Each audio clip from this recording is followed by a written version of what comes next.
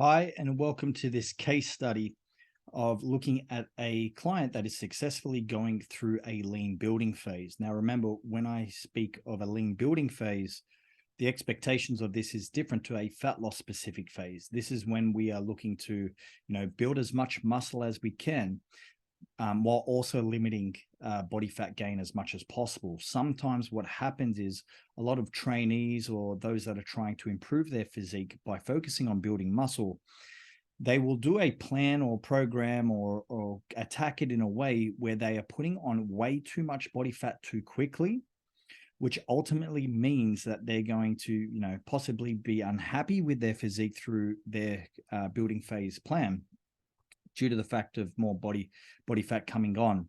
And then ultimately as well, they will not build as much lean muscle as they can because they pulled the plug too early, right? Because we can put on a lot of body fat very quickly, but only so much lean mass or lean muscle over time. Okay, so it's important to know how to manage expectations to do a building phase effectively with your nutrition, training, and know the measurements, which is very important to help manage and make better decisions with your nutrition and training. Okay, so this is just a good example of a client that has been with us, for over a year.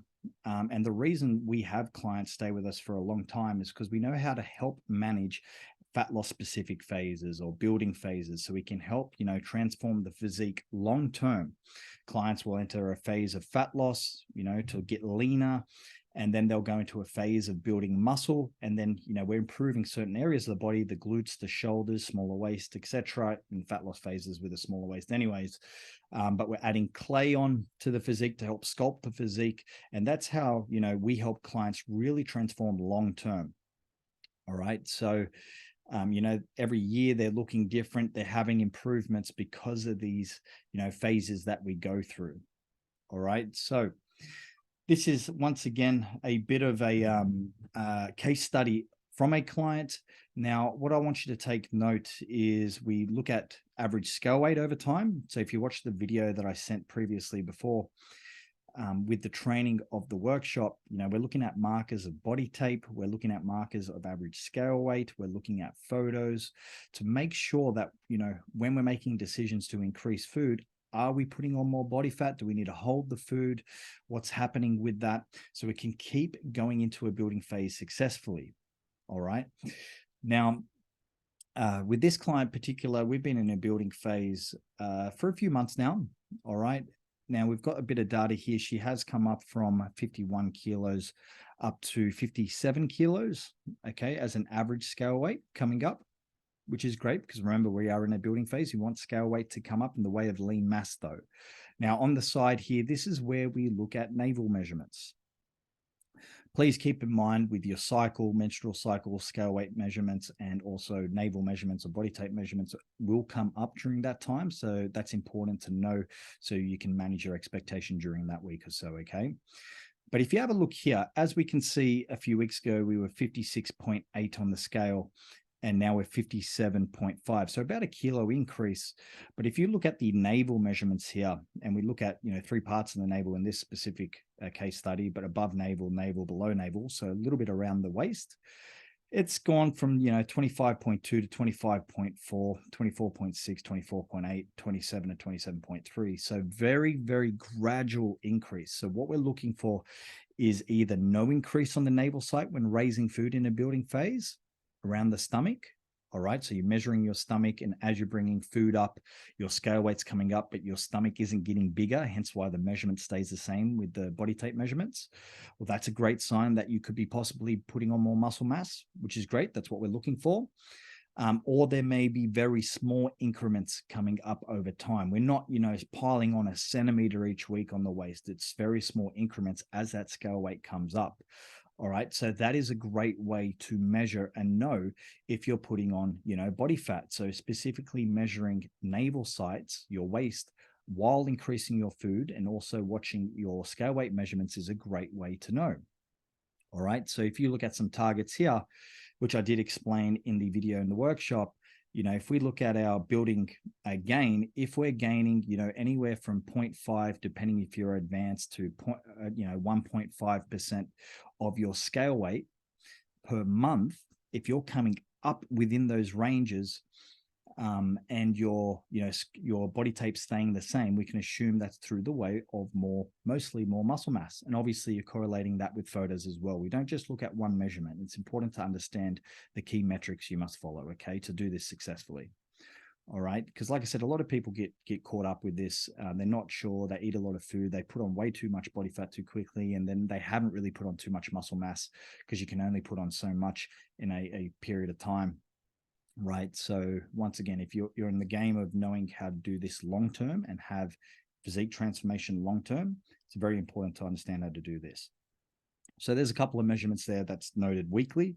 It's a fasted scale weight measurement to be done. I meant a fasted scale weight measurement to get your averages for the week, and then also to a fasted body tape measure to know, where those markers sitting as well. Okay. And obviously you're measuring other sites as well, like your glutes possibly, and shoulders, to see if there's improvements around there too. Okay. Now, another thing to note as well is taking photos consistently. Okay.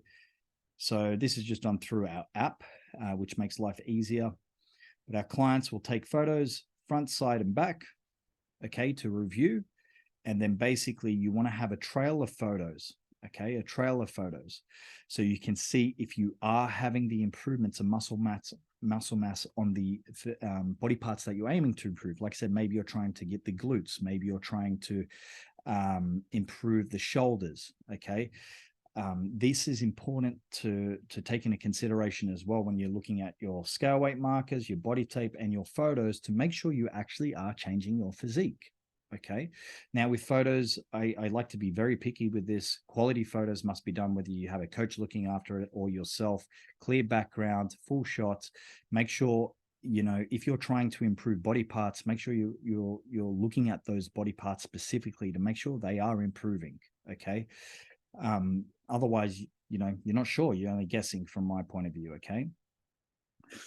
Now, another part as well is training. Now, a quick touch on with training here. Now, for this specific client, Carly, she trains 5 days per week. With training specifically, you want to have progressive overload. So you're going to the gym, whether it's a 4-week or 6-week, what we call mesocycle, just think it as a workout plan. You've got your strength movements in there, and you're aiming to have progressive overload. You're aiming to increase your volume, either more reps, or you're aiming to increase intensity, which is more load, more weight on the bar or dumbbells, for example, or on the machines. That's going to help drive more muscle growth as well over time. All right. So you're going in there. Now, you may need a deload every time and then. So what that means is you're backing off the intensity, you're backing off the volume, maybe once every 6 to 12 weeks for a week in time, or 2 weeks, depending how hard you're going, just so your body can recover before going back in. So that's important to keep in mind as well, because we don't want to just burn out and have really sore joints and feel really fatigued. So you may throw a deload for 1 week, where you drop the intensity, drop the volume, recover for a week, and then dig back into that progressive overload where you're aiming to do more reps, more weight over time. And I would also recommend with your exercise selection, make sure it's tailored to the body parts you want to improve. I mean, if you don't want bigger quads at times, maybe you want to put more volume to the glutes, which you value to improve better, okay? More frequency is going to be key in muscle development. All right. So make sure your exercise selection is matching the areas that you want to improve on your physique. Very, very, very important. Okay. Now with food specifically, now this client does macros. Some clients do meal plans. Some clients do macros with our business. This client specifically does macros. As you can see, she's on, 2,400 calories currently.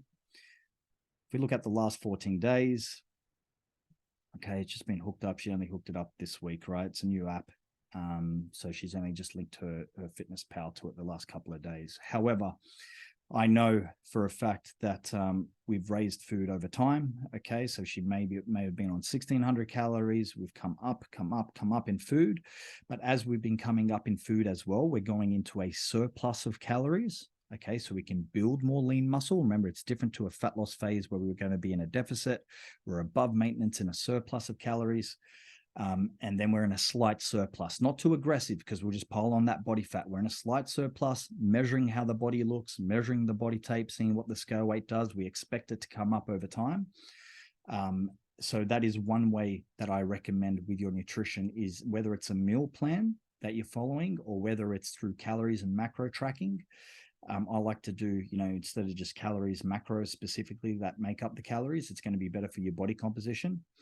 But you have some form of measurement that you're adjusting from, okay? So for instance, if you get to the end of the week, maybe you dropped weight in your building phase, maybe you've been in a deficit, you can be like, okay, I need to increase my calories by 10% through the way of carbs, okay? And then you make that adjustment, see how it goes for another week, see your measurements, and then you adjust from that point again, all right? So these are just some real life recommendations that I can give you that are simple once followed, okay? But we'll always remember what you measure, you can't manage, okay? So it's important to understand the markers in a building phase, the expectations in the building phase, so you have the best success with, creating that physique, okay? With a building phase specifically as well, I usually recommend clients do it for maybe 12 to 20 weeks. So it's a decent amount of time. So 12 to 20 weeks. Now the client must be in a position to do this kind of phase. What I mean by that is, their body fat must be in a position that's low enough to do a building phase. Well, that's what I would recommend anyways. So because remember, we're limiting body fat or getting slight gain over time. We don't want too much coming up too quick, but you want to have your body that's in a body composition where body fat's low. Your goal is to put on more muscle, and then after that 12 to 20 weeks you may be looking to go into a fat loss phase, whether that's for a wedding, photo shoot, physique competition, or you just want to look better, feel better, but then you've continuously changed your physique over time, okay? You've gone through a phase of adding more muscle, then you've gone through a phase of retaining that muscle but dropping the body fat, then you go through another phase of muscle growth, another phase of retaining muscle and dropping the body fat. And then that's how you play the game of continuously changing your physique. All right. Another quick tip with nutrition here. I recommend in building phases to keep, protein doesn't need to be as high usually than a deficit, because we have a lot of materials there like carbs, which will help what's called protein sparing. Basically think of it as keeping the muscle. Now you'll either use carbs or fats as you set protein the same. You either use carbs or fats as your main drivers to go up over time in terms of food. Mostly that's through the way of carbs, I have seen, because the type of training that we recommend to clients is very, glycolytic dominant, which basically just means that you use a lot of carbs for fuel, which is great for lean muscle and also performance. So usually most cases we drive the carbs up with our clients. Okay. And, you can have flexible sources with that as well. I usually recommend 85% of your meals to, whole food sources, unprocessed, but 15% can be a little bit more flexible, which can help consistency and compliancy as well. All right. So this is just a really good example of a client that is putting on body weight. We're measuring to make sure it's done in the right way. We've put on, as I said, 5-6 kilos over time over the last few months, but it's through the way of mainly muscle. Okay, while also having a little bit of body fat gain come up, but we've also limited that as well. Okay, and we're still building now. We've still got a goal to build for another 3 months or so, and then this specific client will be going through a fat loss specific phase, presenting a much better physique at the end of that block as well than what we had previously in the fat loss specific phase. Okay, so guys, hopefully you found this valuable in terms of learning. It's always good to sometimes have a real life case study to look at, and also to just see kind of our back-end systems of how we track, measure, and make adjustments. Our goal always is to help, decision making and make it less complex over time, so the client just follows it. Lets us do all the confusion. So if you're ever interested in any coaching, you can always reach out to our team through and book a discovery call. We always have a chat just to make sure it's a good fit with your goals, whether that's a fat loss specific goal or a muscle building goal, or maybe you have a lifestyle transformation. You want to lose fat and just feel a little bit better. Look, we work with all types of clients with body composition. They can, we have mothers come to us that want to feel fantastic and more confident, because they've been prioritizing their kids and, or family, and then they want to prioritize themselves. We have physique or bikini competitors come to us that work with us. We have ladies that don't want to compete necessarily, but want to get in shape like a competitor and look like a competitor and just look fit and strong. So look, when it comes to body composition, the principles are there, and we help all ranges of clients achieve them. Okay. So you can always reach out and book a discovery call to see what we can do for you and your goals. All right. So hopefully you found this valuable. Once again, thank you for watching this video, and I'll speak to you soon, hopefully.